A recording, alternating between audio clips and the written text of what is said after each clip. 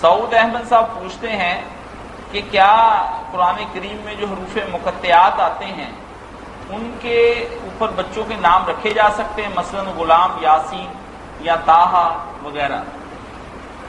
لوگ یہ نام رکھ لیتے ہیں یاسین طٰہٰ وغیرہ، یہ غلط ہے، ایسا نہیں کرنا چاہیے، یہ کوئی نام نہیں، نہ ایسی بات ہے،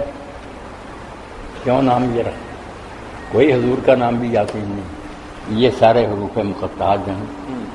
یہ اصل میں کوئی معمہ بھی نہیں، جو کہتے ہیں کہ مانا کسی کو نہیں پڑھنا، مانا معلوم نہ تو اللہ اتارتا کیا، اور کافر اگر کہیں کہ جس کی سمجھ ہی نہیں تھی، بعض لوگ سے کہتے ہیں نبی بھی نہیں جانتا تھا راز اللہ کا، تو اتارا کیوں جو نبی بھی نہیں جانتا؟ یہ کوئی بات نہیں، سب سمجھتے، کافر بھی سمجھتے تھے، مسلم بھی، اس لیے کسی نے سوال نہیں کہا، وہ اس لیے کہ وہ لوگ اپنے پہاڑوں کے، دریاؤں کے، جانوروں کے نام مقطعات پر رکھتے، پہاڑ تھا جس کو کہتے ہیں یہ کاف ہے، اب کاف کا اور معنی کیا؟ نام رکھ دیا، میرا نام اسحاق ہے، یہ میرے نام، اسماء آرام کے کوئی اور معنی نہیں ہوگا، یہ عربی طریقے کے مطابق اس سورت کا ہیڈنگ ہے، یہ کون سی سورت شروع ہو رہی، پورا پڑھیں تو حاضی الف لام، تو پوچھے کون سی سورت؟ الف لام، نام ہے سورت، کون سی سورت پڑھتے ہو؟ کہتے ہیں نا اقرأ یاسین، سورت یاسین پڑھو، نام ہے اس کا یاسین، اور کیا معنی لینا؟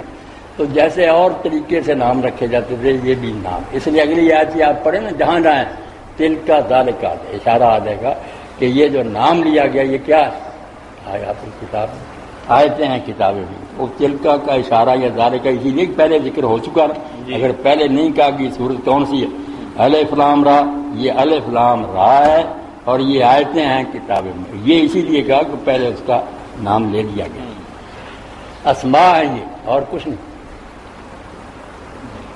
عربوں میں یہ طریقہ رائج تھا، بالکل اپنی چیزوں کے نام اس طرح رکھتے تھے۔